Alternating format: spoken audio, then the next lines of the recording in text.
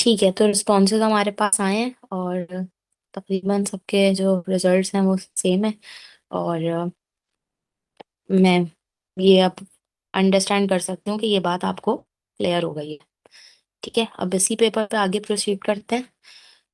Next इसमें example में इन्होंने क्या कहा, इन्होंने फिर से कहा the aggregate production of rice and wheat from two different cities. अब अगेन प्रोडक्शन है किसकी, राइस और व्हीट की।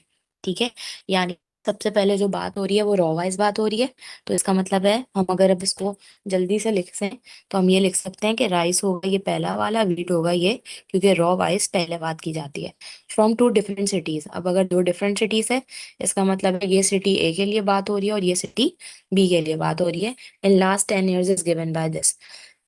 अब आगे क्या कहा, if the production is in first year, पहले साल की अगर प्रोडक्शन इतनी है, ठीक है, और पिछले में जो हमें इंफॉर्मेशन दी हुई थी वो 10 साल की प्रोडक्शन की थी, यानी ये प्रोडक्शन मैट्रिक्स है। ठीक है, इसको हम कह देते हैं प्रोडक्शन मैट्रिक्स है 10 ईयर का, और इसको हम कह देते हैं कि ये प्रोडक्शन मैट्रिक्स है कितने ईयर का, 1 ईयर का। ठीक, अब हमसे क्या कहा है, find the production of rice for last 9 years। ठीक है, 9 साल की जो है वो प्रोडक्शन चाहिए। अब आप मुझे सिंपल बताएं कि आप अगर आपके पास 10 साल की प्रोडक्शन है, 1 साल की प्रोडक्शन का मैट्रिक्स है, तो 9 साल की प्रोडक्शन के मैट्रिक्स के लिए हम सिंपल कौन सा मैट्रिक्स ऑपरेशन लगाएंगे। माइनस कर देंगे। ठीक है, किसको किस में से माइनस करेंगे। प्रोडक्शन 10 को प्रोडक्शन 1 में से। ठीक है, यही काम इन्होंने यहाँ किया है। P10 वाला मैट्रिक्स लिया, उसमें से माइनस कर दिया कौन सा वाला मैट्रिक्स, P1 वाला मैट्रिक्स। और मैट्रिक्स की सब्ट्रैक्शन के लिए हमारे पास रूल क्या है, कब मैट्रिक्स की सब्ट्रैक्शन पॉसिबल है। जब ऑर्डर सेम हो। ठीक है, मैट्रिक्स ऑर्डर का से है। ऑर्डर सेम हो। दोनों मैट्रिक्स सेम ऑर्डर के थे इसलिए प्रोडक्शन इसकी पॉसिबल, सॉरी, इसकी एडिशन और सब्ट्रैक्शन पॉसिबल है। अब ये रिजल्टेंट मैट्रिक्स बन गया, इस मैट्रिक्स को हम कह सकते हैं कि ये कौन सा वाला मैट्रिक्स है, पी, क्या नाम देंगे इसे, पी। 9। गुड, आ गई बात समझ में। यस। यस। अच्छा, अब इसमें भी P9 आपने इसमें नाम दे दिया। अब अगर मैं आपसे ये कहूँ कि ये जो 32 की वैल्यू आ रही है, ये 32 की वैल्यू किस चीज को रिप्रेजेंट कर रही होगी। यानी इस कॉन्टेक्स्ट में अगर हम देखें तो दो सिटीज का डेटा था और राइस और वीट की प्रोडक्शन थी। तो ये जो 32 वाली वैल्यू हमारे पास आई है, ये 32 वाली वैल्यू किस सिटी सिटी के बी। और किस क्रॉप की जो है वो उसको रिप्रेजेंट कर रही है। सिटी बी के वीक को रिप्रेजेंट कर रही है। ठीक है, वीट वाली क्रॉप को रिप्रेजेंट कर रही है, सिटी में सिटी बी को रिप्रेजेंट कर रही है। जी। बात क्लियर हो गई है। Yes yes. ठीक है, यस ये मिस। कॉन्सेप्ट्स ना इतने मुश्किल कॉन्सेप्ट्स नहीं है। बस ये है कि अगर हमें एक दफा समझ में आ जाए तो ये बिल्कुल बच्चों वाली बात है। मिस एक सिर्फ और एक ये दफा है कि बता एक दें। दफा हम समझ लें इसको। क्या बताऊं बेटा। मिस ये सवाल दोबारा बता दें। इस सवाल में आपके पास ये सबसे पहले तो आपने बना लिया, जब आपने इसको कहा कि ये एग्रीगेट प्रोडक्शन है इसकी, तो रॉ वाइज पहले बात हुई है, जिस जिस बारे में बात पहले हुई है वो रॉ में आ जाएगा। तो राइस और वीट की बात पहले हुई है इसलिए राइस और वीट आ गए रॉ में। सिटीज की बात बाद में हुई है इसलिए सिटीज आ गए ए और बी कॉलम के अंदर। ठीक है, और ये जो मैट्रिक्स है इन्होंने क्या कहा है कि ये लास्ट 10 years का मैट्रिक्स है, इसका मतलब है हमने इस मैट्रिक्स को नाम दे दिया, 10 ईयर का मैट्रिक्स को P10 का नाम दे दिया। इसी तरह से एक और मैट्रिक्स इन्होंने दिया कि अगर प्रोडक्शन जो है वो फर्स्ट ईयर की ये थी, ठीक है, तो हमने अगेन ये फर्स्ट ईयर की प्रोडक्शन थी, ये सिटी ए की प्रोडक्शन थी, ये सिटी बी की प्रोडक्शन थी। पहली वाली रॉ किसको रिप्रेजेंट कर रही है, राइस की प्रोडक्शन को। दूसरी वाली रॉ रिप्रेजेंट कर रही है वीट की प्रोडक्शन को। हमने इस मैट्रिक्स का नाम दे दिया P1 का। अब हमसे ये पूछा था कि 9 साल के अंदर कितनी प्रोडक्शन हुई होगी। तो अगर 10 साल की और 1 साल की प्रोडक्शन का मैट्रिक्स ऑलरेडी हमारे पास है, तो हम 9 साल की प्रोडक्शन निकाल सकते हैं ना। यस। ठीक है, 9 साल की प्रोडक्शन निकालने के लिए सिंपल P10 में से P1 को माइनस कर दिया। माइनस करने के लिए जो वैल्यूज हैं उनको आपस में एक दूसरे से क्या कराते रहें, माइनस कराते रहें। यानी हर पोजीशन से माइनस होगी, क्योंकि हमने जब लास्ट क्लासेस डिस्कस किए हैं तो हमने ये बात की थी कि जो है वो आपके पास मैट्रिसेस की एडिशन और सब्ट्रैक्शन के लिए मैट्रिसेस का क्या होना जरूरी है, सेम ऑर्डर। सेम ऑर्डर का होना जरूरी है। ठीक है, ठीक है, जी मिस क्लियर। ओके, आगे प्रोसीड यस मिस, करती हूँ ये जरा ठीक है। जल्दी से। अब आइए इस सिक्स्थ वाली जो है वो इसमें इस 6 एग्जाम्पल में क्या कहा, cost of cultivation of sugar cane cotton, यानी कल्टिवेशन की बात पहले हुई है, इसलिए कल्टिवेशन की जितनी भी बातें आएंगी वो रॉ में डील की जा रही होंगी। ये तो बात समझ आ गई है अब, ठीक है। एंड अनियन पर एकड़ इज 40, 20 एंड 30, ठीक। इसी तरह से फिर आगे क्या क्या कहा, ये पहले हमें इंफॉर्मेशन दे दी कि जो कॉस्ट आ रही है कल्टीवेशन की, यानी हमें एक मैट्रिक्स बताया है कि एक मैट्रिक्स में cost of cultivation of sugar cane this per एकड़। एकड़ का मतलब है यही एक पूरे लैंड एरिया के ऊपर, यानी वो जो यील्ड वाली हमारी थी कंडीशन, उसमें यील्ड आ गई यहाँ पर, ठीक। और जो ये डिफरेंट कल्टीवेशन की बात हुई है,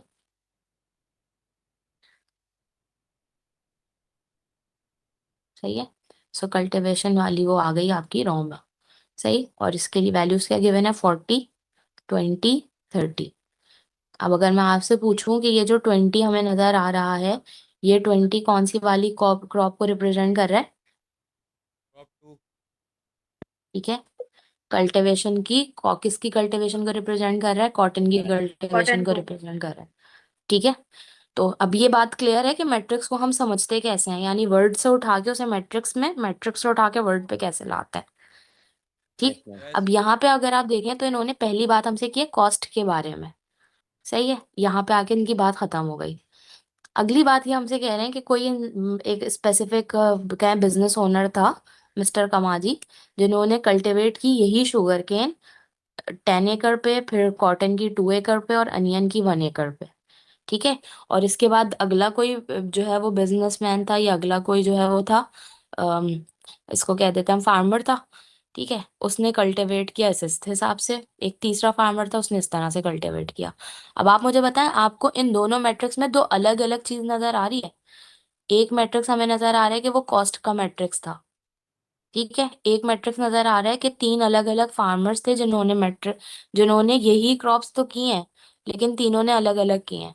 यानी अगर मैं इस तरह से कह दूं कि इनको कह देते हैं हम फार्मर ए बेसिकली, और इनको कह देते हैं हम बी, और इनको हम कह देते हैं सी, ठीक है। इन ए बी सी ने किया यही शुगर केन कॉटन और अनियन को है, ठीक है।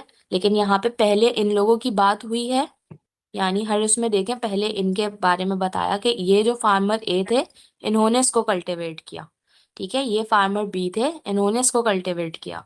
ये फार्मर सी थे, इन्होंने इसको कल्टीवेट किया। तो मुझे ये बताएं, ये फार्मर्स रॉ में आने चाहिए या कॉलम्स में आने चाहिए, रॉ में।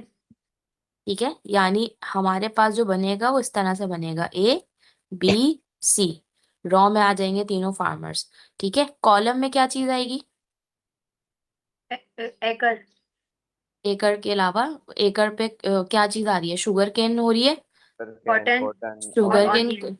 Excellent. Cotton onion sugar cane cotton और तीसरी अनियन चीज क्या आ ऑनियन। गई हमारे पास, अनियन, ठीक है।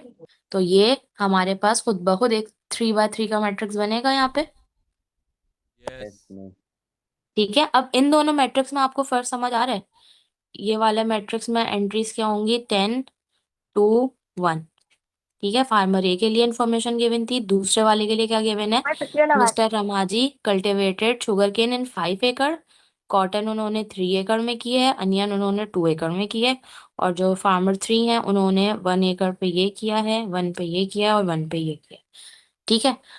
ये मैट्रिक्स इसका था, ये एक अलग मैट्रिक्स हमें नजर आ रहा है। और अब इस इंफॉर्मेशन को देख के ऊपर वाली इंफॉर्मेशन पढ़ें, तो क्या कह रहे हैं, कॉस्ट ऑफ कल्टिवेशन, यानी ओवरऑल जो कॉस्ट आ रही है कल्टिवेशन की वो इतनी आ अभी रही है, देखिएगा 2 मिनट बाद। ठीक है। बेटा अपने माइक्स प्लीज म्यूट कर लें,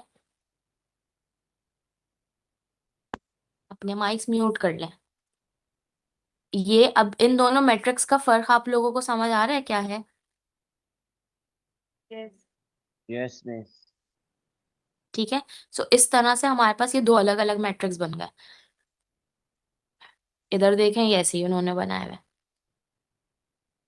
ठीक है। ये मैट्रिक्स हमने अभी ऊपर बनाया, 10, 2, 1, 5, 3, 1,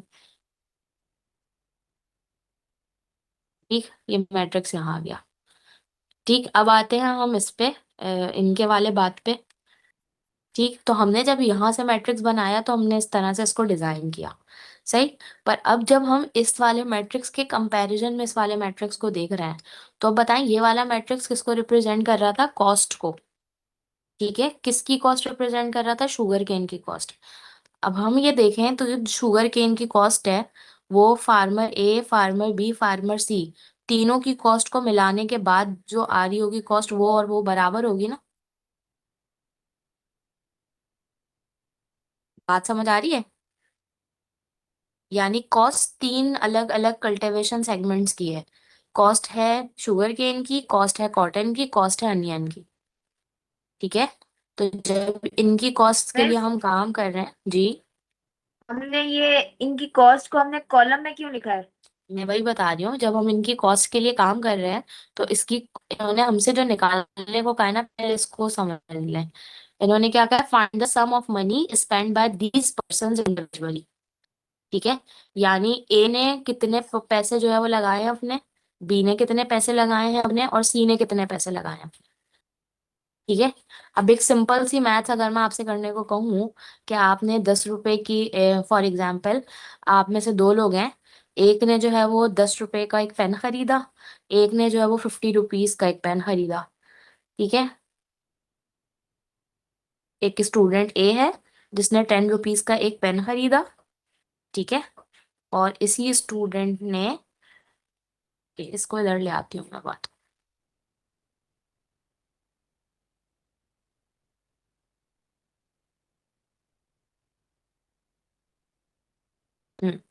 स्टूडेंट वही है, स्टूडेंट ए है। ठीक है, एक स्टूडेंट ने पेन खरीदा है हमारे पास, वो है कितने का? 10 रुपीज का। और उसने एक डायरी भी खरीदी है साथ में, जो डायरी हमारे पास आ रही है 50 रुपीज की। ठीक है, एक स्टूडेंट बी है। इस स्टूडेंट बी ने जो है वो जो ली है परचेजिंग इसकी है वो 60 रुपीज का इसने पेन लिया है, और जो है वो 30 रुपीज की इसने डायरी ली है। ठीक है, अब हमारे पास एक गिवन है कि जो एक टोटल कॉस्ट का कुछ हमें इंफॉर्मेशन पता है, कि जो टोटल कॉस्ट आई हुई है, ठीक है, पेन और डायरी की, इस तरह से लिख लेते हैं, पेन की और डायरी की, इन्हीं दोनों पे हम काम कर रहे हैं।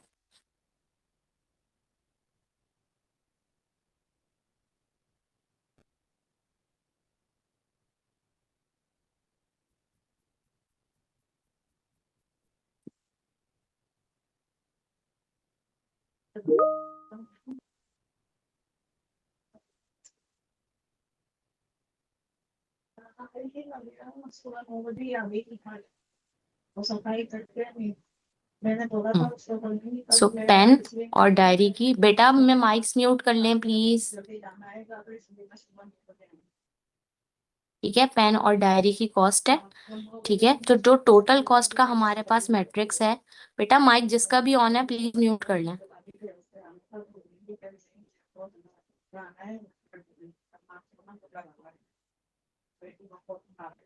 मिस ये काफी टाइम से आयशा का माइक ऑन है।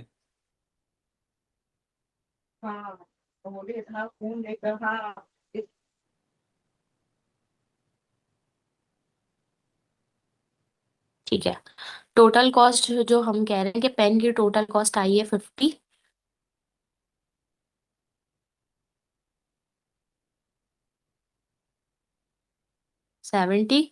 और डायरी की हमने कहा कि टोटल कॉस्ट आ रही है 80। 80।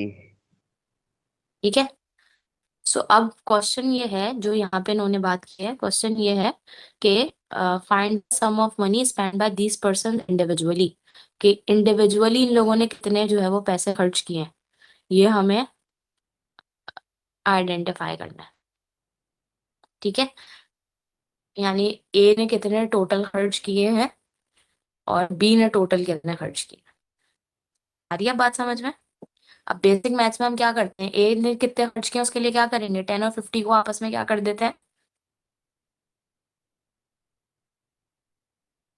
प्लस। मैं आपसे, हाँ मतलब अगर मैं आपसे एक सिंपल सी बात पूछूं कि ए ने पेन पे 10 रुपए लगाए थे, डायरी पे 50 रुपए लगाए थे, तो ए ने टोटल कितने पैसे खर्च किए थे? 60। 60। 60 खर्च किए। ठीक है, बी ने टोटल कितने पैसे खर्च किए? 90। 90। 90। 90। सही है। अब इसको अगर हम मैट्रिक्स के अंदर लेके चले जाएं 10, 60, 50, 30, ठीक है, और इसके साथ हम कॉस्ट के जो वो है वो भी डिफाइन कर दें कि ये कॉस्ट का वो हमारे पास कोई भी ब्रैकेट था, ठीक है। इनफैक्ट कॉस्ट के ब्रैकेट में मैंने गलती की है, वो यहाँ पे मैं सही कर दूं।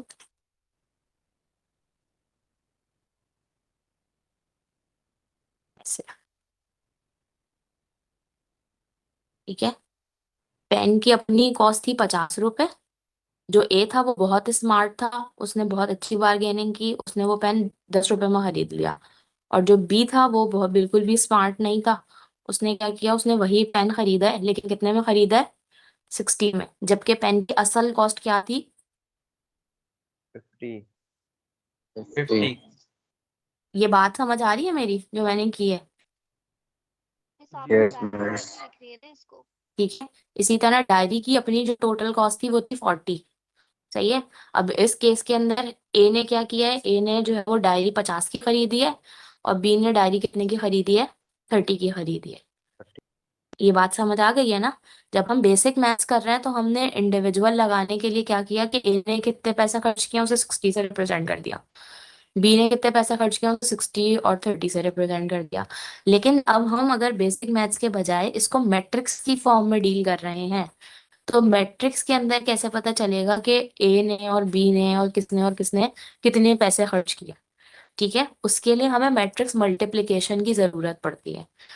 अब ये वाला जो मैट्रिक्स है वो है तो इसी तरह से 50-40 का मैट्रिक्स, ठीक है, लेकिन हमारे पास मैट्रिक्स मल्टीप्लिकेशन का क्राइटेरिया क्या है, दो मैट्रिसेस कब मल्टीप्लाई हो सकते हैं, इस फर्स्ट जब वाले फर्स्ट की रो मैट्रिक्स और की सेकंड वाले इसके कॉलम नंबर और ऑफ सेकंड वाले कॉलम्स का इसके नंबर ऑफ रॉस के बराबर हो, ठीक है। अब अगर इस केस में हम इस मैट्रिक्स को और इस मैट्रिक्स को देखें तो इसके नंबर ऑफ कॉलम्स जो है वो 2 हैं, लेकिन इसकी नंबर ऑफ रॉ कितनी है, 1 एक 1। है।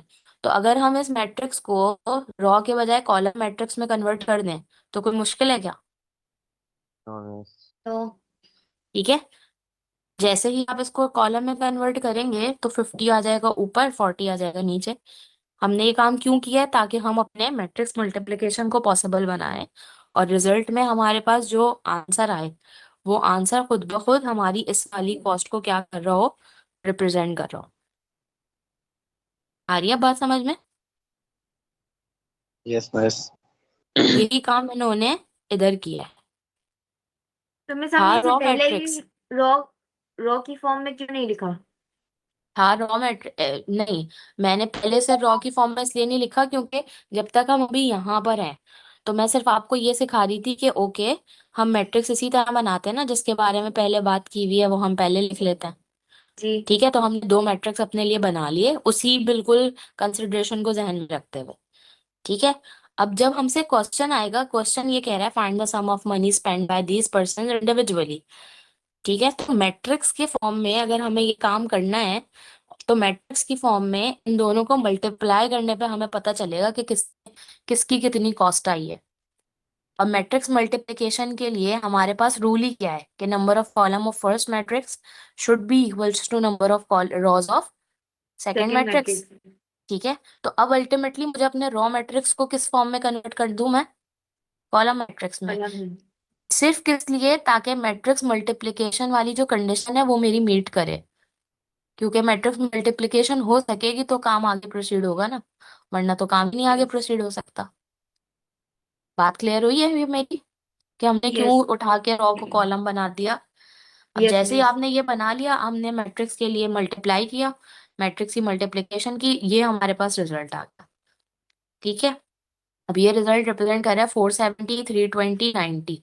ये 470 कौन से वाले फार्मर की कॉस्ट को रिप्रेजेंट कर रहा होगा, मतलब किसने कितने पैसे लगाए, कौन से वाले फार्मर को रिप्रेजेंट कर रहा होगा, ए। ए के। बी किसको रिप्रेजेंट कर रहा होगा, 320 किसको रिप्रेजेंट कर रहा होगा, बी को। बी और को। सी 90 किसको रिप्रेजेंट कर रहा होगा, सी को, ठीक है।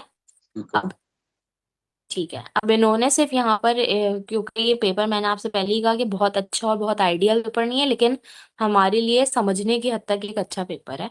अदरवाइज आप इसको ऐसे भी लिख सकते हैं। अब यहाँ पे इन्होंने कन्वर्जन ऊपर कहीं लिखा हुआ नहीं दिया था हमें, लेकिन जब यहाँ पे इन्होंने बात की तो इसको इन्होंने कन्वर्ट करके हमें दे दिया। आप चाहें तो इसको इधर भी छोड़ के सिर्फ इसी को रिप्रेजेंट करें।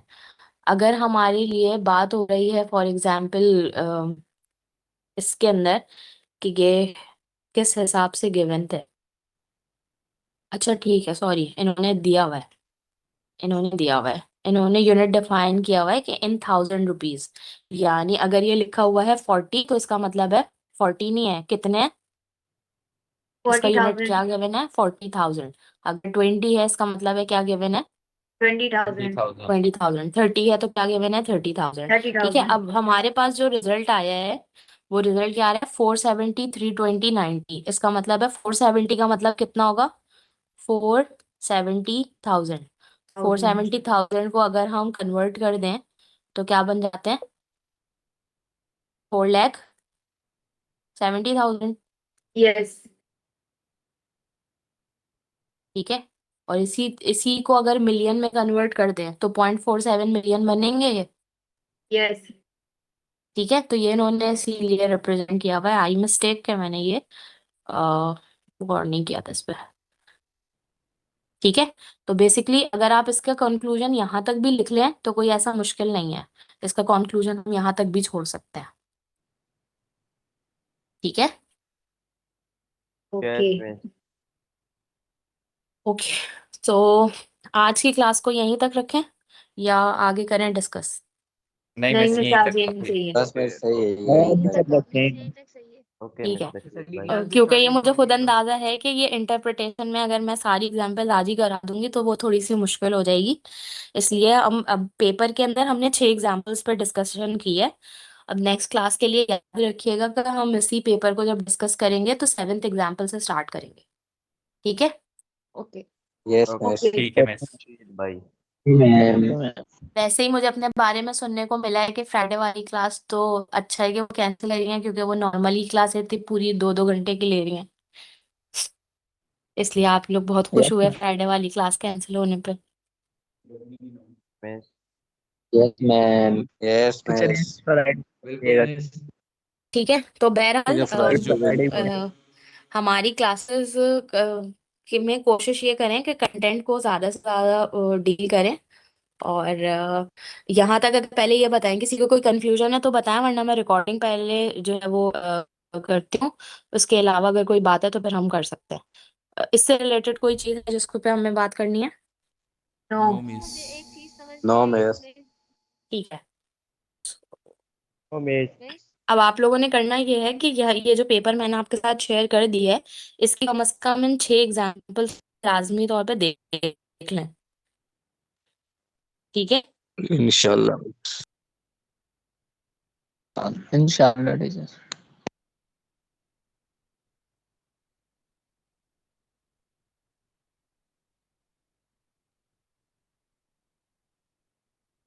ओके, अब मिस। रिकॉर्डिंग मैंने बंद कर दी। अपने आप अपनी जो है वो कोई मिस। और बात जी? मिस किसी को कोई सवाल था? आपने वो जो होमवर्क दिया था लास्ट क्लास में, हम्म। उसमें मिस कुछ क्वेश्चन है वो हो नहीं रहे सॉल्व। ग्रुप पूछा आपने अभी तक? मैं ग्रुप पे भेज देती हूँ, सही है। क्या सॉल्व नहीं हो रहा उसमें ये मेंशन करके भेजिएगा।